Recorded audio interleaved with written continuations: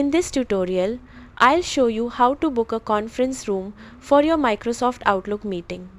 First, open Outlook and go to the calendar. Click New Event or New Meeting to create a meeting invitation. Add a title, select the meeting date and time, and invite the attendees. Next, click Search for a room or Room Finder, depending on your version of Outlook. Browse the available conference rooms and select the one you want to book. If the room is available, it will be added as a meeting location.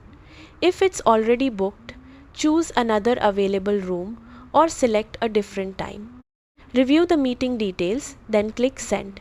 The conference room booking request will be sent along with the meeting invitation, and the room will be reserved once it's accepted.